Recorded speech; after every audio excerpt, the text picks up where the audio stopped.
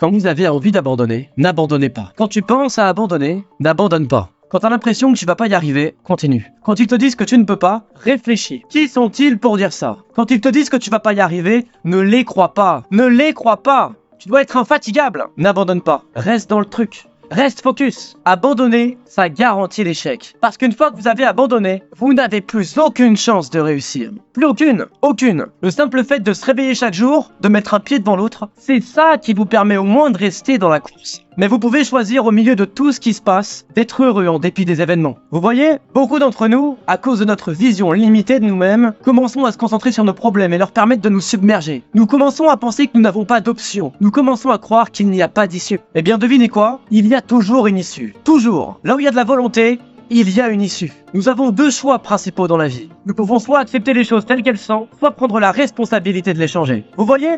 Beaucoup de gens veulent esquiver leurs responsabilités. Tout ce qu'ils veulent faire, c'est parler du problème. Chaque fois que vous les voyez, ils vous racontent leurs histoires, encore et encore et encore. Alors non, c'est pas comme ça que ça doit se passer. Tu dois prendre la responsabilité de ta vie. Autant je galère, autant je peux m'en sortir. Et je vais m'en sortir. Je serai pas une putain de victime, moi. Je suis inarrêtable.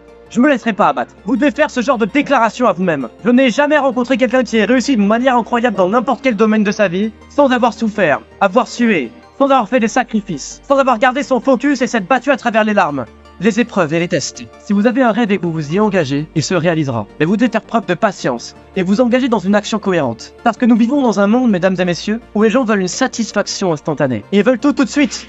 La vie, ça marche pas comme ça. C'est simple, mais c'est pas facile. C'est un système qui fonctionne que si vous travaillez. Mais ne vous y trompez pas. C'est un jeu difficile. Vous êtes le facteur déterminant. Les gens qui réussissent dans ce monde cherchent autour d'eux les circonstances qu'ils veulent. Et s'ils ne les trouvent pas, ils les créent. C'est vous qui devez prendre la responsabilité de faire en sorte que ça arrive.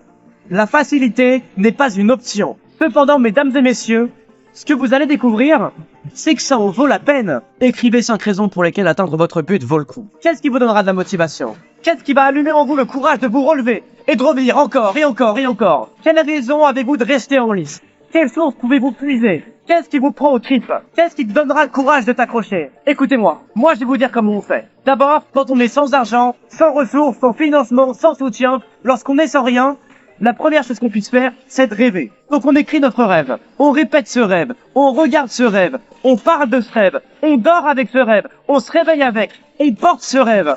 Et à force de persévérance, ce rêve devient réalité. Et pour certains d'entre vous, vous avez arrêté de rêver. Vous rêvez pendant une semaine, et vous arrêtez de rêver parce que les choses autour de vous ne vont pas dans votre sens. Vous rêvez pendant un mois, et quand vous prenez une tarte dans la gueule, vous abandonnez, et vous renoncez. Vous rêvez pendant un moment, et quand les gens vous disent que vous êtes fou, et quand les gens vous disent que vous êtes stupide, quand les gens vous disent que ça pourra jamais marcher, vous arrêtez de rêver, et vous retournez à la case départ. Maintenant, je vous mets au défi d'utiliser votre imagination. Je vous défie d'utiliser votre imagination quand vous êtes fauché. Je vous défie de l'utiliser quand vous êtes riche.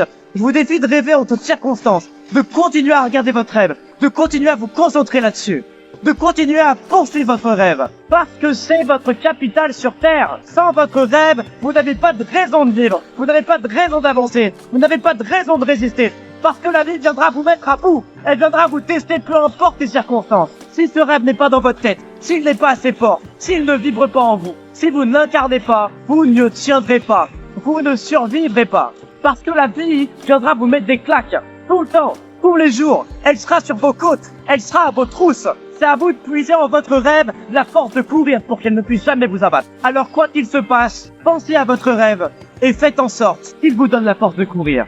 Et courez jusqu'au bout.